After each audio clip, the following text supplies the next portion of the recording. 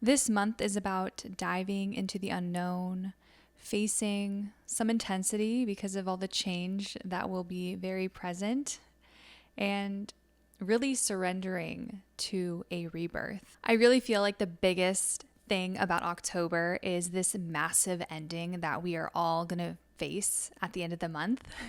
Granted, at the beginning of the month, we will have this beautiful beginning happening and start to work through our shadow as we are transitioning to Scorpio season. But it really is that last eclipse of October where we really gotta let go. The overall theme and energy of this month is really releasing your old self. And my hopes with this video is to really give you some guidance on how you can make the most out of your rebirth. If this is your first time here, my name is Courtney, and this is my monthly Cosmic Energy Download series. I'm so happy to have you here. Today, I will be highlighting some energetic themes of the month ahead, going over some astrology, some crystals that I recommend working with during these celestial moments, and finish off this video with some fun life updates and my current crystal favorites, so stick around to the end to hear that.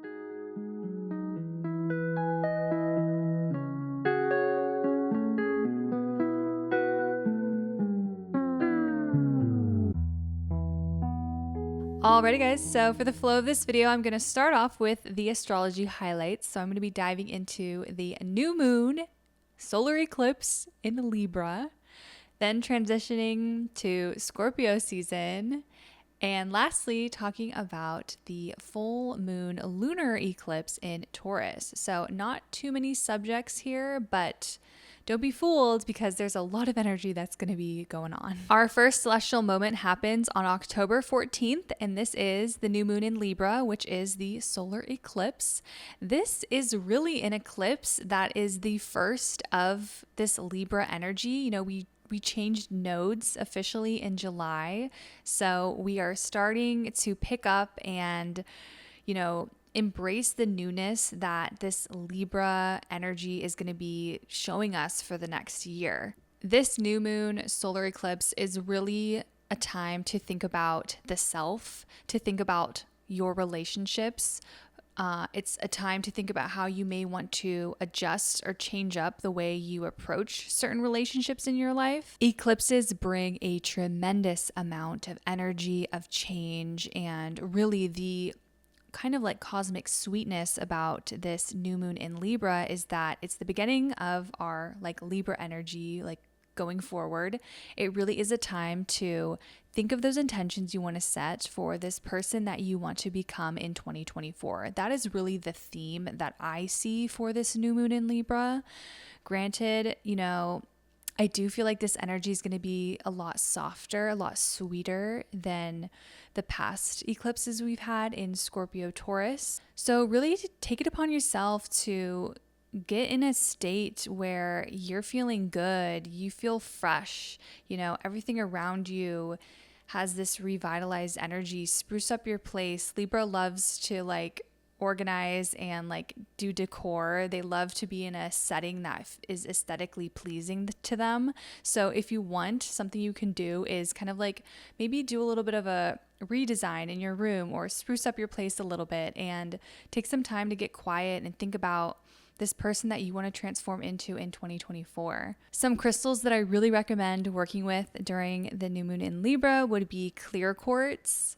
Just because I really recommend clear quartz because this is such a big new beginning happening here. Whatever intentions you're setting, clear quartz is such a good crystal to just hone in on and think of that. It's going to magnify everything. So I definitely recommend working with clear quartz. I also recommend working with apophyllite. There's something about this stellar energy, this boom that's really kicking off for us. And apophyllite is all about connecting with the soul star chakra. So think destiny, think your higher self, when you're working with this crystal. And then lastly, I also feel like morganite would be a really nice crystal to bring that sweetness, that loving energy, that compassion. It's very Libra energy. So it's a nice one to intermix with whatever you're doing the night of the solar eclipse or the new moon, whatever, however you want to practice, I think those 3 crystals would be really nice to work with. Next up, we have the beginning of Scorpio season, which is happening on October 23rd. And when Scorpio season arises, it's time to work with our shadow, guys. It's also a time when the veil is very thin, so it's easier to communicate with people that have maybe passed away, with your spirit guides, with your angels. There is this kind of like communication element that is really enhanced with us picking up signs from people that have passed or our angels, and also us tapping in within ourselves to get those messages, to kind of get those pings. You know, it's kind of common to receive them more during Scorpio season. Like I said, this month is really all about rebirth. It's about feeling change. It's about feeling this intensity. So right around the time that we're transitioning into Scorpio season, we're going to be really heavy into eclipse season. So I wouldn't be surprised if some of us are maybe going through it during this time. Just remember to like ground yourself. It's always good to do any kind of like grounding exercises during eclipse season, because it can be intense, and being that we're going to be going through Scorpio season, it can be double intense. Some crystals that I recommend working with during Scorpio season that can kind of soften the energy and also help you dive in if you want to really go into your shadow.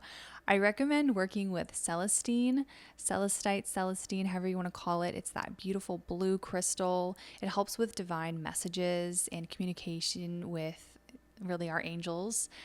It brings a soft energy. So if you want to kind of like tap into that, I definitely recommend working with celestine. Speaking of divine communication, I also recommend working with azurite. This really helps with like psychic development. I feel like it's one of the best crystals out there to enhance your intuition and to get those psychic pings. If you want to dabble into practicing this, I definitely recommend working with azurite during Scorpio season. Like I said, the veil is thinning, so this is the time to do all those things.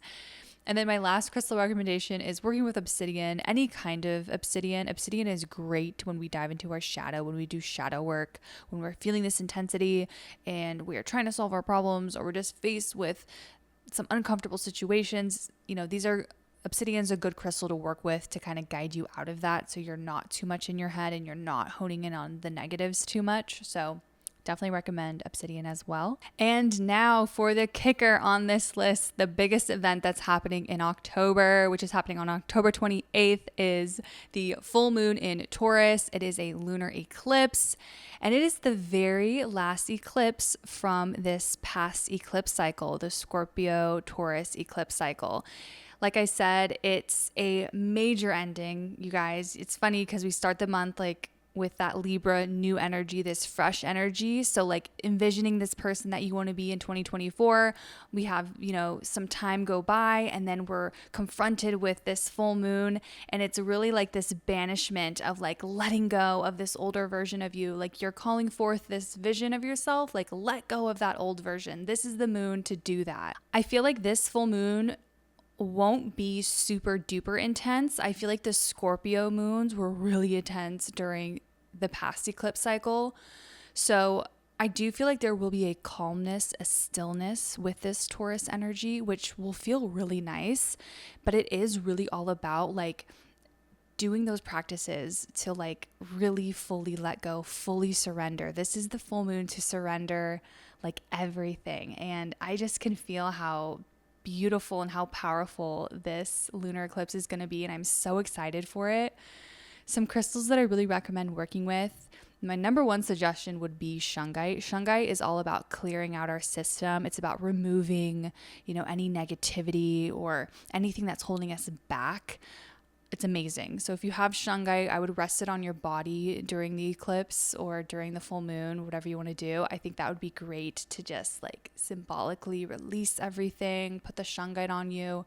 That's what I'm going to do. Another crystal I recommend working with is hematite. Hematite is so grounding. So if you feel this energy and it feels really intense to you, work with hematite. It'll help ground your energy and just bring relief to you when you're feeling that intensity. And then my last crystal recommendation is emerald. Emerald is so beautiful and it really opens up our heart chakra. It's just a really great stone that vibes with that Taurus energy. So maybe you're letting go and thinking of, this thing you want to manifest. Like you can do a little bit of manifesting with your emeralds because it does bring this prosperity. It brings this energy of abundance with it. So, sneak in a little bit of like letting go, but also this goodness of like, oh, I'm manifesting this. Like I want this. This is my heart desire. I think those would be really great crystal combos to work with. If you are interested to learn more about how eclipses affect us and just what eclipses are, I have a whole video on talking about eclipse energy that I will link in my description box down below. I'll also have a pop-up card right now. I am a fan of eclipse season. I think that it brings this growth to us. It's this pocket in the year where we are kind of like get this sped up energy to kind of like slingshot us forward, which I really like. It has to do with themes of destiny. It has to do with themes of change and transformation. I'm a fan of that, so I personally like it. I know eclipse season can get a bad rap. A lot of people online will warn people about, this time, like, oh, don't manifest, don't do all these things. And I talk about all that in that video. You'll hear my point of view on that. So definitely go check it out if you're interested. But overall, this is a month, like I said, of rebirth. Like this is the time to call forth this person that you want to be and do it wholeheartedly. Transitioning to some current crystal favorites that I've been working with, I gotta say, like last month I talked about moldavite. I got a new moldavite, so I've been really working with that energy a lot, but I've also been pairing my moldavite with my Libyan desert glass. I've been definitely honing in and working with both of them at the same time. Since I did a crystal meeting or just a video on Libyan desert glass, I kind of like got back into that vibe. So I've been working with my Libyan desert glass for a little bit now, and just having this sweet energy around me feels really good. As we go into eclipse season, who knows, I might still be working with this. I'm not sure, but for now, this has been a crystal favorite for me. Besides really moldavite and Libyan desert glass, that's really what I've been vibing with lately. I haven't really been incorporating any other crystals. I've been very much in a like tektite frequency recently. I'm just really exploring that tektite energy and I really like it. So I'm just kind of staying consistent with it. I might be carrying it on as we head into October. Maybe I'll still be working with my tektites. I don't know, I guess we'll see. As far as like fun updates, I know in my last monthly update, I was getting ready for my bridal shower and I was expecting maybe something, it was during, Venus retrograde and also Mercury retrograde. So I was like kind of bracing myself if something like didn't go as planned, but I gotta say everything went really well. I had a wonderful bridal shower. It was great seeing my family. It was so beautiful. It was just like a great day. I had a great day. It was awesome. So nothing like nothing bad happened or there wasn't any like miscommunication or anything like that. It was really awesome. Now what I'm really preparing for is my bachelorette, which I will be actually having my bachelorette during the Libra eclipse. So that'll be interesting. I'll be with all my girls during that weekend when the eclipse happens. So I'm really excited for that. I believe on the day of the eclipse, I'll be going to a spa. We're going to be doing like a sound bath. So I feel like that's so perfect and so fitting. I haven't even told like the girls, it's all my family. I haven't even told them like, oh, we're going during an eclipse because they're not really into like astrology like I am, but I will fill them in when I'm there. I'm going to be like, yo, you guys ready? Like we're going to the sound bath. We're having an eclipse today. It's going to be amazing. So I think it'll be really nice how I spend my solar eclipse in October. I think it'll be really fun. And with that, I will be careful also because it is eclipse season. I'll have to make sure everyone's behaving and nothing goes too awry during my bachelorette. Alrighty guys, so that's pretty much it for today's video. I hope that you're super pumped for October. Again, there's like a lot of amazingness that can happen when we go through change and transformation. So I hope you're excited for that. If you liked today's video, please give it a big thumbs up. If you are new here, I would love it if you subscribed. Come on and check out some of my other videos. I am wishing you a wonderful October and I will see you in my next one. Bye.